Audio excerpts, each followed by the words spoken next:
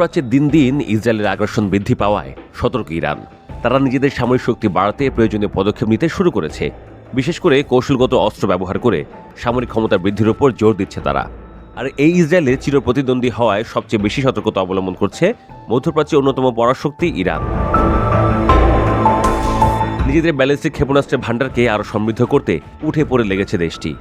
এই প্রক্রিয়ার অংশ হিসেবে সুনির্দিষ্টভাবে আঘাত করতে পারে এমন হাইপারসনিক ব্যালিস্টিক ক্ষেপণাস্ত্র তৈরির কাজ চালু করেছে ইরান।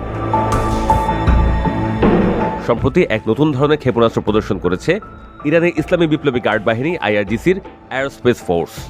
এই ক্ষেপণাস্ত্র দখলদার ইসরায়েলি এলাকার তেল আবিব, হাইফা ও বিয়ারশেভার মতো শহরে নির্দিষ্ট লক্ষ্যবস্তুতে গভীরভাবে আঘাত হানতে সক্ষম। ইসরায়েলে আঘাতকারী হিসেবে পরিচিত এই ক্ষেপণাস্ত্র খুব অল্প সময়েই ইরান থেকে দখলদারদের লক্ষ্যবস্তুতে আঘাত হানতে পারে। এমনকি নিমিষে ইসরায়েলে বিমান ঘাঁটি, সামরিক স্থাপনা, গোয়েন্দা কেন্দ্র সহ গুরুত্বপূর্ণ কাঠামো ধ্বংস করতে সক্ষম ইরানের নতুন এই ক্ষেপণাস্ত্র। রাদওয়ান নামের এই ক্ষেপণাস্ত্রটির পরিসীমা প্রায় 1400 কিলোমিটার। এর ওয়ারহেড বা বিস্ফোরক অংশ উচ্চ গতির মাধ্যমে শত্রুর প্রতিরক্ষা ব্যবস্থাকে ফাঁকে দিতে পারে এবং সেই প্রতিরক্ষা ব্যবস্থাকে ভেদ করে লক্ষ্যবস্তুতে আঘাত হানতে পারে। এই ক্ষেপণাস্ত্রে আলাদা করা যায় এমন ওয়ারহেড আছে যা শত্রুর গুরুত্বপূর্ণ স্থাপনা ধ্বংসে ব্যবহৃত হয়। এর দৈর্ঘ্য প্রায় 12 মিটার এবং ব্যাস 0.88 মিটার, যা অনেকটা কিয়াম ক্ষেপণাস্ত্রের মতো, কিন্তু কিয়ামের তুলনায় এর পরিসীমা 500 কিলোমিটার বেশি। উচ্চ গতি ছাড়াও রাদওয়ান ক্ষেপণাস্ত্রের সবচেয়ে বড় বৈশিষ্ট্য হল এর বিশাল ধ্বংস ক্ষমতা।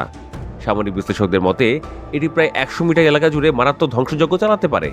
অর্থাৎ একটি ক্ষেপণাস্ত্রের মাধ্যমে ইসরায়েলের বহু সামরিক স্থাপনা একসঙ্গে ধ্বংস করা সম্ভব।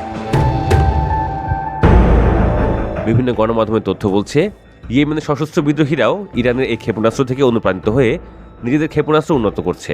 পশ্চিমাদের দাবি, ইয়েমেনের সশস্ত্র বিদ্রোহীদের হাতে থাকা জুলফিকার ক্ষেপণাস্ত্র ইরানের রাদওয়ান বা খেইবার শেকান ক্ষেপণাস্ত্রের উন্নত সংস্করণ। ওই বিদ্রোহীদের হাতে থাকা জুলফিকার ক্ষেপণাস্ত্রের পরিসীমা 1400 কিলোমিটারের বেশি। সামরিক বিশ্লেষকদের মতে ইয়েমেনের ভাণ্ডারে থাকা জুলফিকার ক্ষেপণাস্ত্রে তরল জ্বালানি ব্যবহার করা হয়, আর খেইবার শেকান ক্ষেপণাস্ত্র কঠিন জ্বালানি চালিত। খেইবার শেকানের ওয়ারহেডের ওজন প্রায় 0.5 টন এবং পুরো ক্ষেপণাস্ত্রের ওজন প্রায় 4.5 টন। জুলফিকারের ওজন প্রকাশ করা না হলেও ধারণা করা হয় এটি প্রায় একই রকম হতে পারে।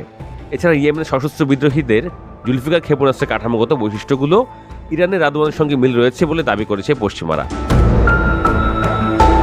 কিছু আন্তর্জাতিক গণমাধ্যমের দাবি, ইরানের ক্ষেপণাস্ত্র কারখানাগুলোতে দিনরাত কাজ চলছে যাতে ইসরায়েলের সঙ্গে নতুন করে যুদ্ধ বাঁধলে একসঙ্গে 2000-এরও বেশি ক্ষেপণাস্ত্র নিক্ষেপ করা যায়। সামরিক বিশেষজ্ঞরা বলছেন, গত জুনে ইসরায়েলের সঙ্গে যুদ্ধের পর ভবিষ্যৎ যুদ্ধের জন্যও প্রস্তুতি নিয়ে রাখছে ইরান।